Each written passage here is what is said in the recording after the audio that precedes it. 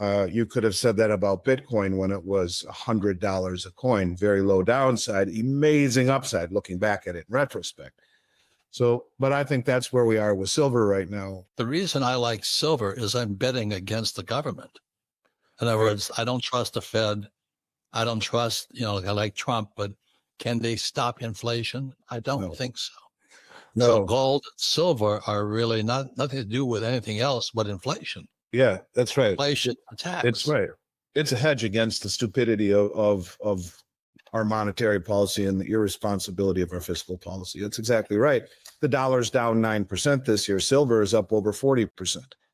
And so it's an environment where you're not buying gold and silver to become wealthy. You're buying it because it is wealth. If you own enough of it, yes, in those terms, you would be wealthy. Yeah. But I think this is something that's very, very important to understand. You're the one who I credit with. I've said this comment 1,000 times. You learn from Buckminster Fuller. You can't get out of the way of what you never see coming. And that's a very big problem here. People don't see the problem with the dollar that is coming. The de-dollarization trend is continuing, and that leads to a whole slew of other problems. At the same time, the treasury demand is falling, which leads to higher interest rates, which leads to a slowing economy, which leads to all sorts of other problems.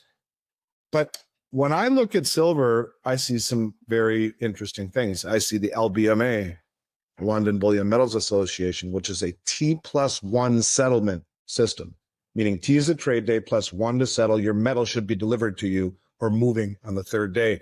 The LBMA says, no, we're so backed up with delivery requests, it's 8 weeks.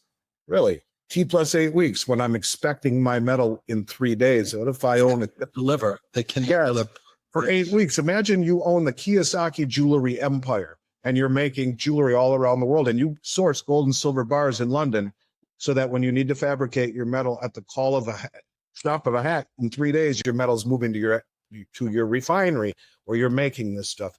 Robert, I'm so sorry, man. We're at 8 weeks because the Bank of England says there's not enough in the way of trucks or manpower.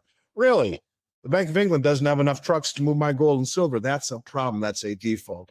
Or whether we're seeing in the United States where the largest single delivery of silver ever in the history of the COMEX happened in May.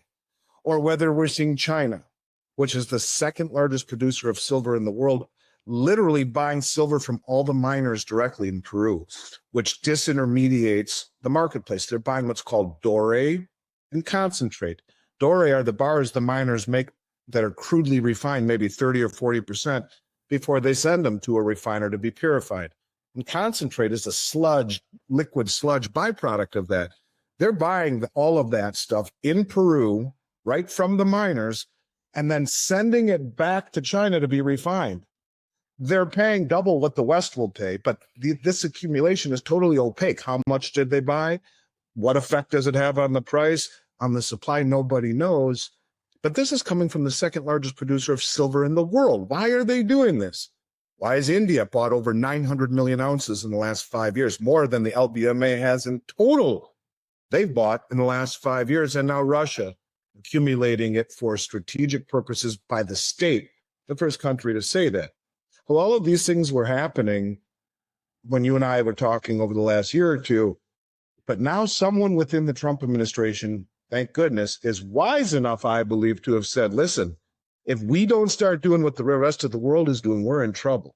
And this huge rush of both gold and silver into the COMEX, which is standing for delivery, which is way different than anything we've ever seen, goes to tell you that the people at the highest level who know what's coming are favoring physical possession in their own hands rather than playing the game of paper long contract, either in London or the United States.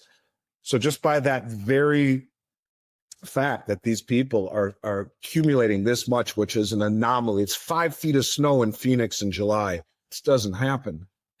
It's happening. And that should tell everyone that all the things that you've been talking about for a very long time are now starting to manifest at the highest levels. And unfortunately, to your experience, we're still a rotation or two behind that level down here at the retail level. So a lot of these retail, especially local coin shops, they've gotten a lot of people that come in and say, look, I need to sell, maybe to put food on the table at record high credit card debt and lowest savings rates in forever. Or maybe I just need that because gold and silver are high, I'm going to get out. And these people, unfortunately, these shops just don't have the pricing power to be as competitive as you might like at this point. I'm providing you liquidity. That may change very quickly when the demand goes shoot and everyone's